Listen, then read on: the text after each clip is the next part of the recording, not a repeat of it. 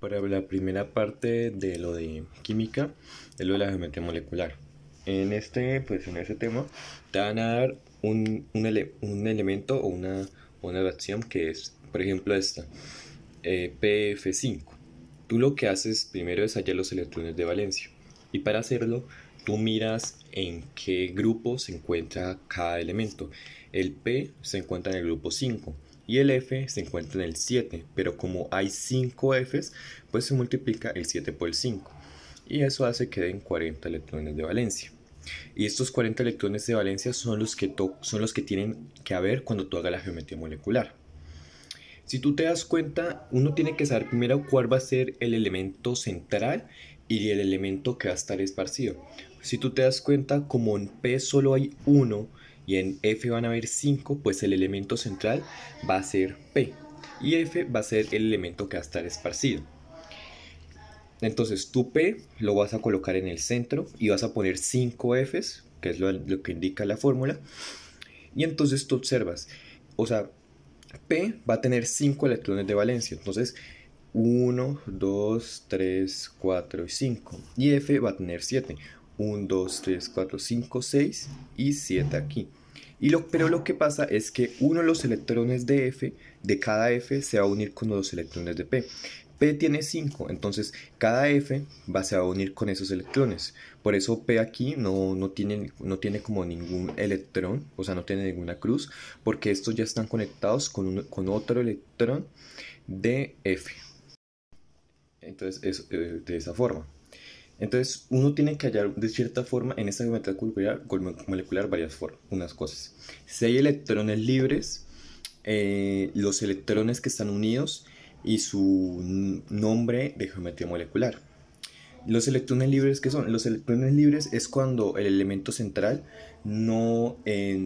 sus electrones no se llegan a unir con todos los elementos esparcidos que hay. Por ejemplo, si en F en vez de 5 hubieran sido 4, es decir, por ejemplo, no hubiera estado esta F, hubiera quedado un electrón libre, porque este electrón no se hubiera unido con otra F.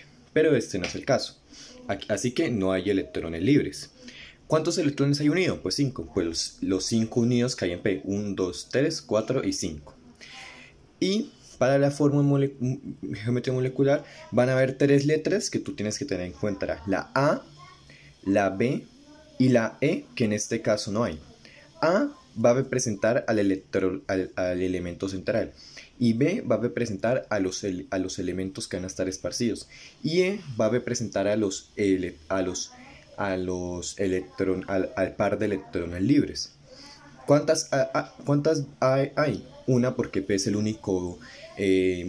única molécula central. ¿Cuántas B hay? Pues 5, porque hay 5 moléculas F esparcidas. Y pues E uno no la coloca porque sencillamente no hay electrones libres.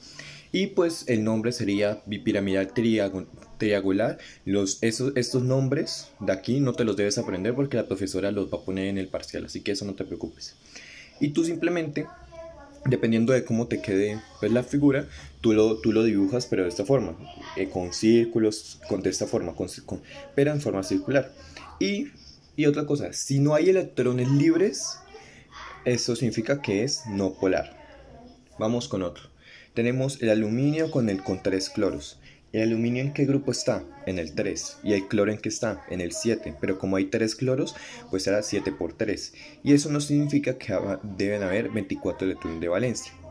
Como te das cuenta, ¿quién es el átomo, la molécula central? El aluminio, porque puesto que hay solo una, mientras que en cloro van a haber 3. Entonces uno lo hace. Aluminio central 1 y los 3 cloros. Aluminio va a tener 3 electrones. 1, 2, 3 que se unieron con los otros electrones del cloro, que son 7. Pero aquí hay 1, 2, 3, 4, 5, 6. Y el electrón séptimo de cada uno está unido con los electrones del aluminio. Como ¿hay electrones libres? No, porque porque todos los electrones del aluminio se conectaron. Entonces no hay electrones libres. ¿Cuántos electrones unidos? Pues 3. Y la forma será AB3, porque hay una molécula central y 3 esparcidas. Y pues el nombre será trigonal plana. Y será no polar porque no hay electrones libres. Vamos con otro. La del agua. ¿El hidrógeno en qué grupo está? En el 1, y como hay 2, pues 1 por 2, 2. Y el oxígeno está en el grupo 6. Eso significa que se deben repartir 8 electrones de valencia. Aquí está. Entonces, los dos hidrógenos que van a ser los que están esparcidos y el oxígeno. Si te das cuenta, como solo el hidrógeno tiene un electrón de valencia, entonces solo va a conectar 2 del oxígeno. Pero si te das cuenta, quedan libres estos dos pares. ¿Eso qué significa? Que hay 2 pares de electrones libres. Hay 2 porque este es un par y este es otro par. Y hay 2 electrones unidos. Y esta es la forma, va a ser AB2E2, porque hay un electrón central, que es A, 2 electrones esparcidos, que son B, y 2 pares de electrones libres, que son E. Y esto será angular. Así es su forma con esferas y será polar. Polar porque hay 2 pares de electrones libres. Si no hay electrones libres, será no polar. Pero si hay electrones libres, será polar. Ahora con esto, para saber el tipo y las partículas y representación de cada sustancia. Tenemos el PT, que es platino. Al ser simplemente un elemento sencillo que no está unido con un elemento más, solo es un elemento de platino, pues será un elemento no molecular. Y los elementos no moleculares pues están formados por partículas, átomos, y se representan de forma sólida. Si el platino hubiera tenido un PT2, esto ya no hubiera sido no molecular, hubiera sido molecular, y sus partículas hubieran sido de forma distinta. Cosa que pasa con el cloro. El cloro, si ves bien, solo hay 2 cloros, no hay uno. Al haber 2 cloros, será un elemento molecular. Y por donde viene su nombre molecular, pues tendrá moléculas como partículas y se representa de forma gaseosa. Si en el cloro quitamos este 2, pues ya hubiera sido elemento no molecular y en vez de moléculas hubieran sido átomos. Ahora el siguiente, que es CO2. Aquí ahora hay 2 elementos, el carbono y el oxígeno. En este caso tú te tienes que dar cuenta de 2 cosas, si los 2 elementos son metales o no metales. En este caso, como el carbono y el oxígeno son no metales, los dos, eso hace que sean compuestos covalentes. Y los compuestos covalentes pues van a estar formados por moléculas como partículas. Y pues el CO2 tú sabes que se da de forma gaseosa.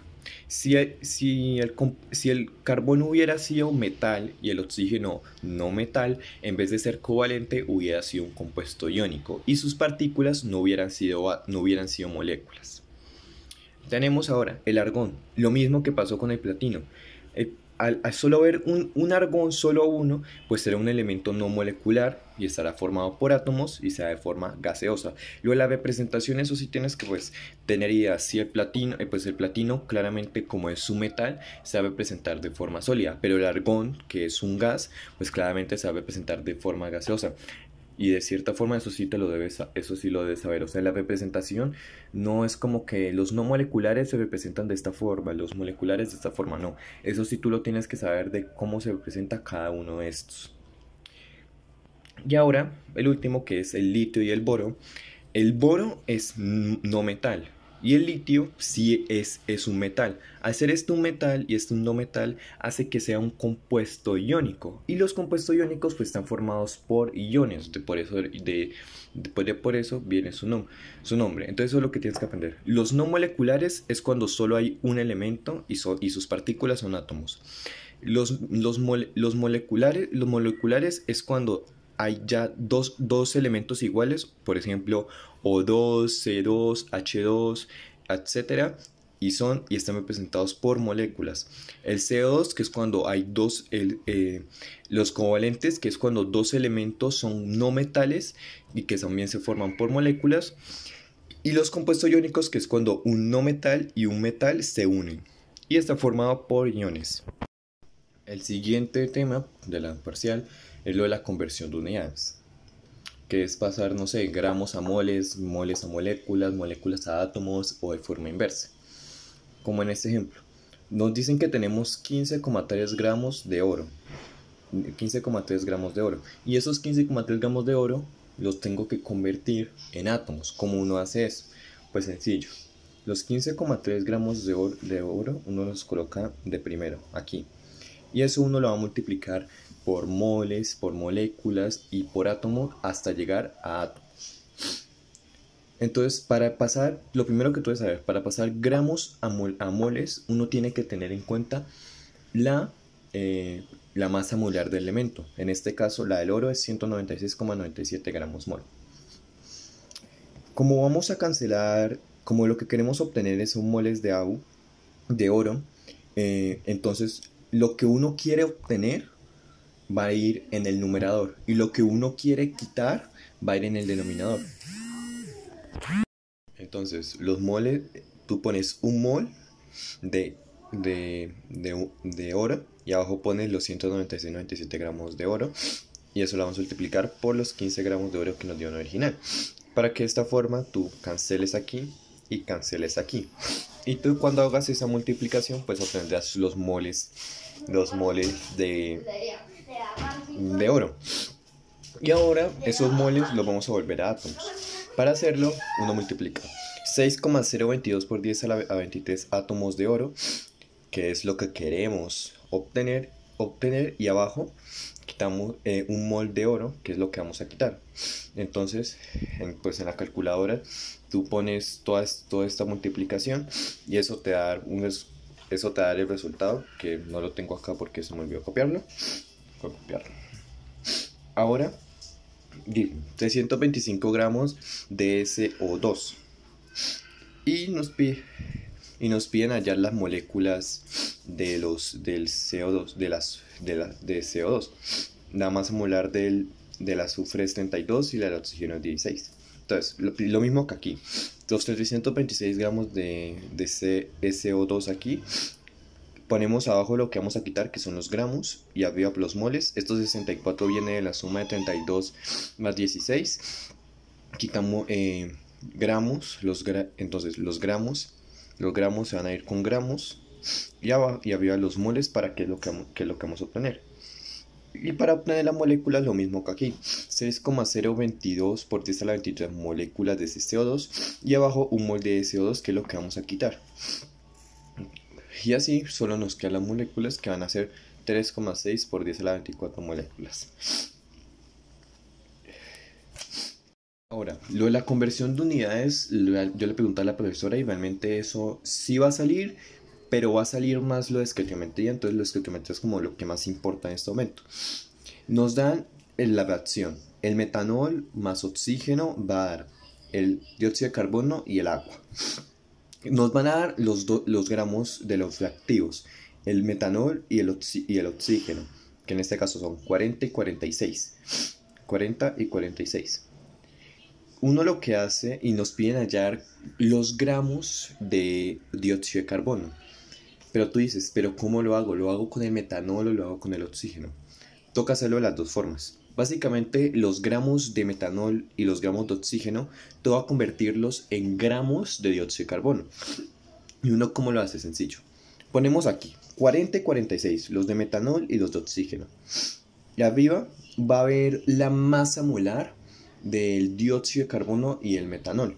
Aquí nos dicen, 12 gramos del carbono son 12 gramos, la del oxígeno son 16 y la de hidrógeno es 1. Entonces, ¿qué hacemos? Entonces tenemos lo que básicamente es sumar estos números dependiendo de la cantidad de carbonos y hidrógenos y oxígenos que hay en cada elemento. Entonces, ¿cuánto en el metanol, por ejemplo? ¿Cuántos hay de carbono? Hay 1, entonces será. Entonces van por ahí 12 más de hidrógeno hay 3 y acá hay 1, entonces 4. La masa del hidrógeno es 1, pero como hay 4 pues se multiplica, y 1 por 4, 4. Más 1 de oxígeno, que de oxígeno son 16, más 16. Y todo eso, la suma de todo esto, lo multiplicas por 2 por el 2 que hay aquí. Y eso nos va a dar 64 gramos de etanol. Y haces lo mismo con el dióxido de carbono. ¿Cuántos carbonos hay en el dióxido de carbono? 2. Entonces van 12 más. De oxígenos hay 16, pero como hay 2 oxígenos, pues o sea 16 por 2 y todo eso lo multiplicas por 2 y eso por el 2 que hay aquí y eso nos va a dar 88. Y ahora lo mismo pero con el oxígeno, los 46 gramos de oxígeno, los 88 de dióxido de carbono que ya los hallamos aquí y en oxígeno pues son dos, pues entonces aquí el oxígeno. ¿Cuántos oxígenos hay? Aquí, pues aquí hay 2, entonces será 16 por 2, no se le suma nada porque no hay otro elemento, y todo eso se multiplica, y el resultado se multiplica por 3, eso nos va a dar 96 gramos. Los gramos de metanol en la fracción van a ir abajo para cancelarlo, y los gramos de dióxido de carbono arriba porque es lo que vamos a obtener. Uno cancela, cancela y cancela y lo pone en la calculadora y eso nos da 55 gramos de dióxido de carbono y 42,2 gramos de dióxido de carbono. Y en ese momento, ¿cuál utiliza esos 2 gramos? Fácil. Uno utiliza el que dio menor, es decir, estos 42 gramos de dióxido de carbono.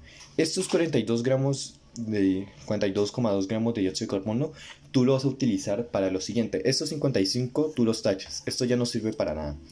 Estos 42,2 gramos de dióxido de carbono son el rendimiento teórico. Y como estos 42,2 gramos los obtuvimos del oxígeno, esto significa que el oxígeno va a ser el reactivo límite. Y en el exceso, que es lo que tachamos, es el metanol. Pero estos 55 de eso ya no lo vamos a utilizar, solo vamos a fijarnos en estos 42,2 gramos. Ahora con eso nos va a pedir la eficiencia. Como ya sabemos que estos 42,2 gramos de dióxido de carbono son el rendimiento teórico, uno para allá la eficiencia es el rendimiento real sobre el rendimiento teórico por 100. El rendimiento real normalmente la profesora lo va a dar, entonces en este caso el rendimiento real era de 38 gramos de dióxido de carbono y entonces el rendimiento real dividido en el rendimiento teórico por 100. Tú pones eso en la calculadora y eso nos va a dar 90,0%. Ahora tenemos esta ecuación. Argón más 4 argón más 2 H2S más oxígeno nos va a dar argón 2 por el azufre más 2 de agua. En este caso, en este ejercicio, en vez de darnos los gramos como en el anterior, nos están dando eran los moles. Nos están dando los moles de argón y los moles de H2S, que eran 0,145 y 0,0872. En este caso, los moles de argón y de H2S tocaba pasarlos a los gramos de argón de Ag a la 2S. Entonces uno pasa esos moles a los gramos. Pero es básicamente el mismo proceso que el anterior. Uno coloca los dos moles que le da. Los 2 moles que le dan. En el denominador de la fracción van a ir los moles y en el numerador los gramos, que es lo que queremos hallar. Y tú dices, ¿cómo sepo los moles que van a ir acá? Este 4 y este 2, ¿de dónde vienen? Pues fácil, vienen de esto. Si te das cuenta, el argón aquí tiene un 4 y el H2S tiene 2 acá. Pues básicamente estos números que están hacia adelante de cualquier molécula son los moles. Entonces por eso aquí hay 4 moles, porque este argón solito tiene 4 y el H2S pues tiene 2 moles. Por eso aquí 4 y 4. Y los 496 gramos de Ag2S, que eso no los dan. Y entonces uno multiplica moles de argón, se da con moles de argón, y moles de H2S, se da con moles de H2S.